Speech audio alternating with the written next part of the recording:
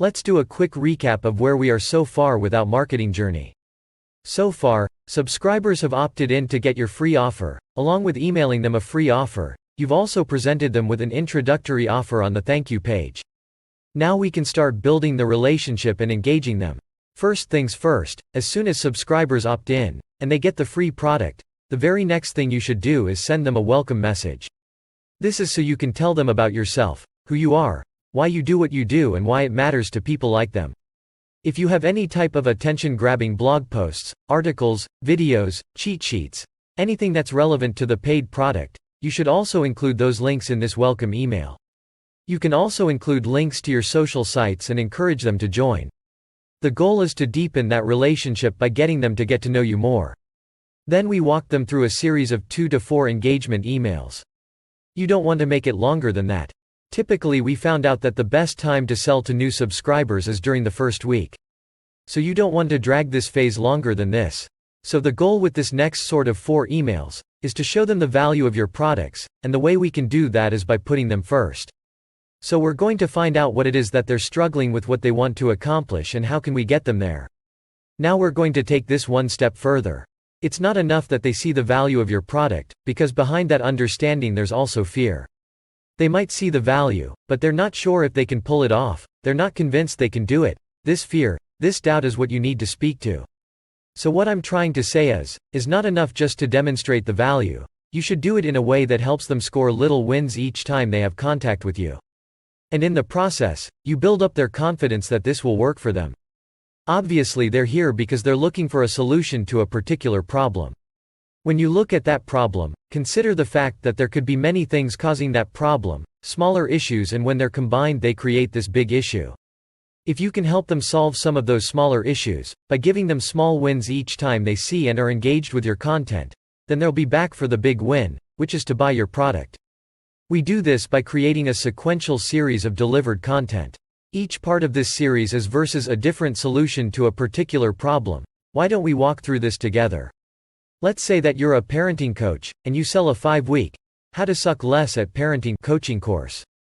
In this situation, you might create a sequential email series focused on kids' temper tantrum problems, and your email subjects might look something like this. The first one might be 5 proven steps to nip the supermarket tantrum in a bud, for good. Another one could be, you don't want to miss this, how to keep Jimmy from making an ass out of you in front of your guests. Another one might be, how to be stronger parents, it's your job to teach your kids, for God's sake. You get the idea. So, Jimmy's mom gets your first email. She's out and about shopping in the supermarket, and Jimmy throws a tantrum over a piece of candy. Nothing's working. She's getting dirty stares from customers, and all of a sudden she remembers your advice and she thinks to herself, you know what, at this point I'll try anything. So she uses your tip, and what do you know, it works. Jimmy stops making her look like the world's worst mom, and everyone goes home happy.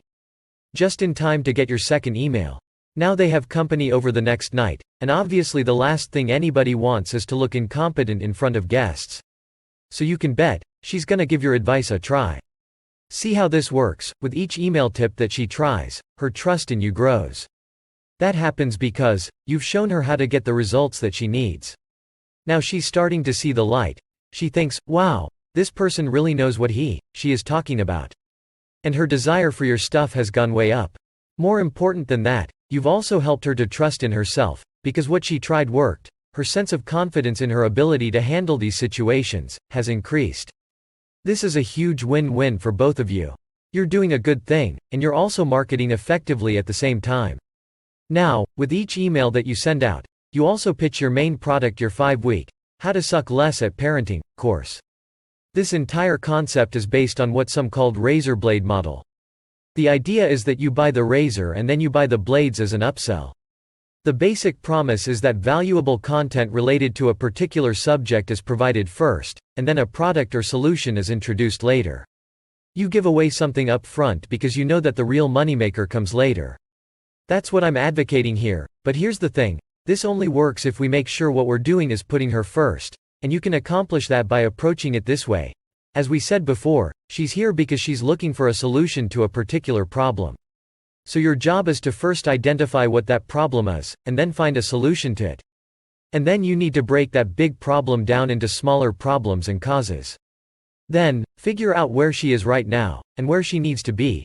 From there, figure out what information she needs, what series of actions she needs to take to get her there. Remember, our goal is not to convince her to buy a product, our goal is to have her decide for herself. This person has already helped me a lot and I've learned a lot. I'm already getting a lot of results from this free stuff, so imagine what will happen if I get the entire course. I really need this. Okay, so why don't we walk through this again by going back to our previous example. You're a parenting coach, and you're pitching your 5-week, How to Suck Less at Parenting course. So here's how you're going to engage your prospective customers, and also pitch your paid product, with this email series. So she's opted in and you've sent her the welcome email. Now you can send her the first email in the engagement series. So you just send something like this. Hey Rachel, here's a cool video or article on how to nip temper tantrums in the bud and stop them before they start. And then you go on educating her. At the end of that email you say, by the way, if you like what you saw in this video, here's a link to learn more about raising healthy kids. And the link goes to your paid product, the 5-week course. If she doesn't buy a day later or 2 days later, you send her another video. This was called How to Deal with Disrespectful Child, and you go on educating her about that, and at the end of that video you do the same thing. If this was valuable as something you can check out, and then have her check out the paid course. We do this every single time, until she gets the last email. So up till now, we've given her a lot of valuable free content. So now we'll send her one email that is all about your paid product, what it is, what it does and how it works. And then we direct her to the sales page. So here's the thing. People in general are procrastinators. If they know that your paid product is always going to be there, they're going to put off buying it, because they know they can do it, they can buy it at any other time, that's the way we're wired. So the real key to converting on your paid product, is to add an element of legitimate scarcity, and you can accomplish that by giving them a limited time to pull the trigger.